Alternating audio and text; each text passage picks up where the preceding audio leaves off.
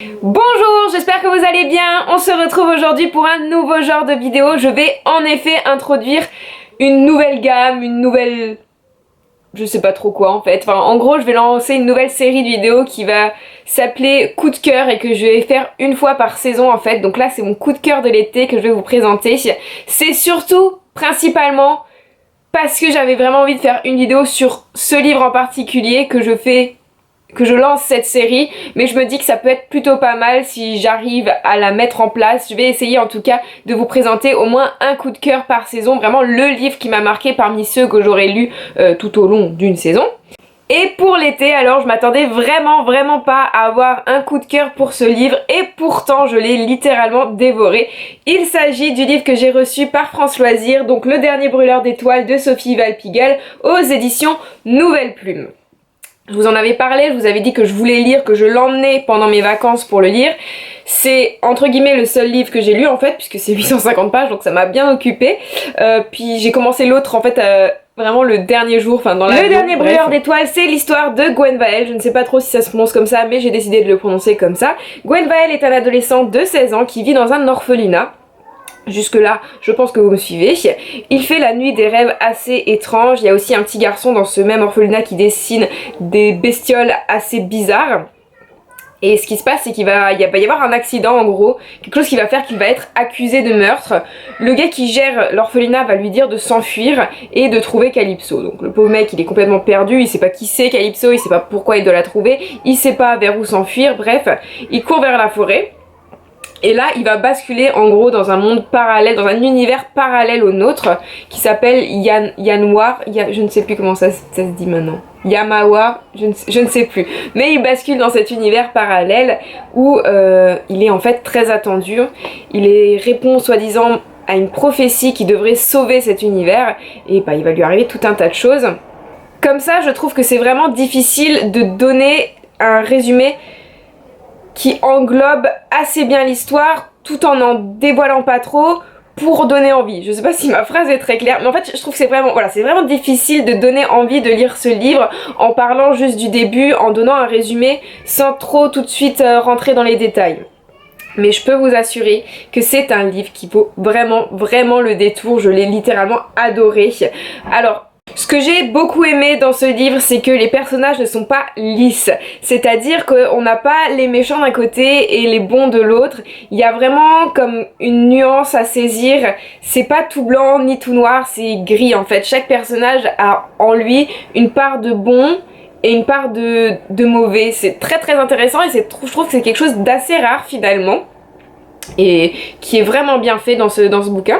Ensuite, les personnages sont aussi très bien travaillés et tous uniques dans leur genre, c'est-à-dire qu'ils nous cachent tous des choses, on est sans cesse surpris par eux, on en découvre toujours... en fait, on apprend toujours quelque chose sur ces personnages qu'on ne soupçonnait pas, on est sans cesse surpris, c'est vraiment super bien foutu, ça nous tient en haleine du coup.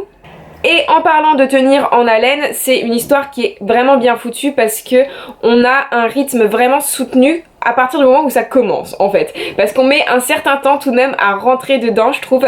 Parce que dans les 10-15 premiers chapitres, je vais pas vous mentir, je me suis un peu fait chier en fait. Puisqu'il marche dans la forêt pendant super longtemps et il leur arrive rien de foufou. Il leur arrive des trucs mais... En fait on se dit mais c'est quand qu'ils sortent de la forêt et voilà, donc dans les premiers chapitres je vous avoue qu'on s'ennuie un peu, mais une fois que ça commence, une fois qu'il y a l'élément déclencheur, ça devient juste dingue.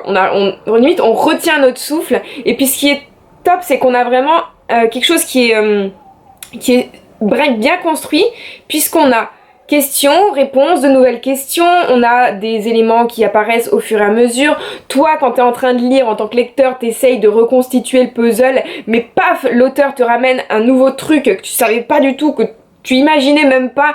Ça va de surprise en surprise tout au long du livre, même à la fin, j'ai réussi à être scotchée encore. À la toute fin, elle arrive encore à placer des trucs auxquels tu t'y attends vraiment pas quoi. Je sais pas si j'en parle assez bien, si je vous donne envie, j'ai vraiment envie de vous donner envie de le lire parce que croyez-moi, on est tout de suite à fond dedans, on est rapidement plongé dans l'univers en fait qui est superbe, on rencontre des créatures fantastiques, il y a une licorne à un moment donné, une licorne s'il vous plaît, il y a une licorne et tout un tas d'autres choses et voilà, c'est un truc vraiment complet. On est totalement immergé là-dedans.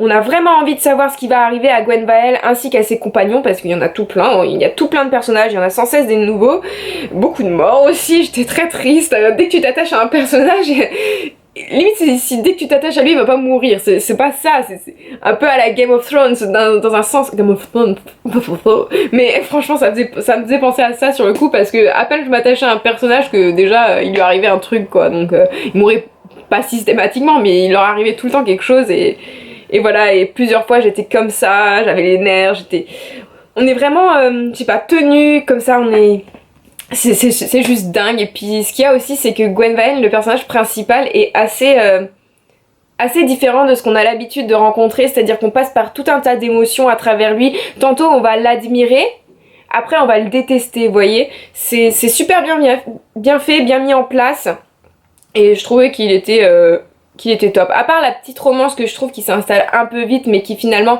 on comprend pourquoi ce lien est si vite, si fort, on le comprend à la fin du livre. Mais bon, au début on est un peu là, tranquille, vous allez pas vous dire je t'aime, vous venez de vous voir les gars, vous venez de vous rencontrer. Mais sinon, c'est vrai que c'est un livre que j'ai beaucoup aimé, qui m'a tenu en haleine. L'univers est merveilleux et franchement, moi j'espère que je vous ai donné envie de vous lire, que je me suis pas trop égarée, que je me suis pas trop répétée, mais il est tellement génial. En fait, il faudrait que vous ayez lu le livre, qu'on puisse en parler ensemble en fait, parce qu'il se passe tellement de choses et voilà, c'est fantastique. Alors je pense que vous l'aurez compris, mais c'est un livre que je vous recommande à 300%, 3000%, tout ce que vous voulez. Il est absolument merveilleux. J'espère que vous allez vous l'acheter, que vous allez avoir envie de le lire après cette chronique. En tout cas, pour moi, ça a été un véritable coup de cœur, un coup de cœur auquel je ne m'attendais pas. Une excellente découverte, un univers totalement à part et vraiment merveilleux. Et j'ai une petite surprise pour vous. J'ai en effet l'opportunité de vous faire gagner un exemplaire du dernier brûleur d'étoiles de Sophie Valpigel. Pour ça, il y aura en barre d'infos toutes les modalités, toute la démarche à suivre, le formulaire à remplir, etc. etc. Je vous demande juste d'être abonné à la chaîne, bien évidemment, puisque c'est un concours que j'organise pour mes abonnés, donc pour vous, donc faut être abonné. Ensuite, j'aimerais que vous laissiez un petit commentaire en mettant votre coup de cœur de l'été en fait, parce que je suis un petit peu curieuse. Et le concours prendra fin d'ici une semaine à peu près. Je vais le faire durer une semaine.